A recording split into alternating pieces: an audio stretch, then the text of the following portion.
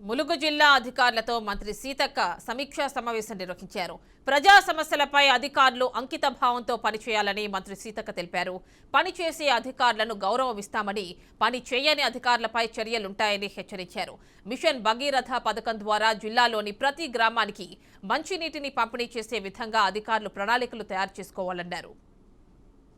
మనం ఒక దగ్గర కూర్చొని వర్క్ చేస్తామంటే అది కాదు, కూర్చొని చేసే పని అస్సలే కాదు మీది. ముఖ్యంగా డ్రింకింగ్ వాటర్ అనేది ఖచ్చితంగా ఫీల్డ్కి వెళ్ళాలి. అదేవిధంగా ఇంకా మనము ఈ మధ్యకాలంలో ఒక 2-3 కొత్త ప్రాజెక్టులు కూడా మన ములుగు నియోజకవర్గానికి తీసుకొస్తున్నాం. అటు పాకాల కొత్తగూడ, పాకాల నిండితే మొత్తం పాకాల కొత్తగూడెం ఊర్లోకి ఎఫెక్ట్ అవుతుంటుంది, కానీ చుక్క నీరు తాగడానికి రాదు, ఇరిగేషన్కి లేదు. సో అక్కడ కూడా ఒక కొత్త ప్రాజెక్టు కొత్తగా ఏర్పాటు చేస్తున్నాం ఆ 2 మండలాలకు.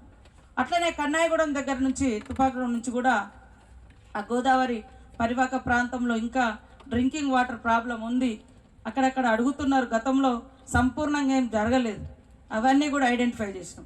మేడారం కేంద్రంగా కూడా ఒక 200-250 crores అనుకుంటా ప్రపోజల్స్ పెట్టి ఇట్లా దాదాపుగా పెద్ద ఎత్తున భవిష్యత్తులో మంచినీటి సమస్య ఉండకూడదని అవి కూడా మనం తీసుకొస్తున్నాం. తొందరలోనే వాటికి కూడా శాంక్షన్స్ వస్తాయి. అధికారులు కూడా ఏదో చేసినామంటే చేసినాం, వచ్చినోడు బిల్లు ఎత్తుకొని పోతాడు, కానీ ఇక్కడ చూస్తే నీళ్ళు వచ్చే పరిస్థితి ఉండదు. ఇది ఉండకూడదు. ఖచ్చితంగా మనం 10 రూపాయలు ఖర్చు పెట్టి పని చేసినామంటే దాని యొక్క రిజల్ట్, దాని యొక్క ఉపయోగం పబ్లిక్ ఉండాలి.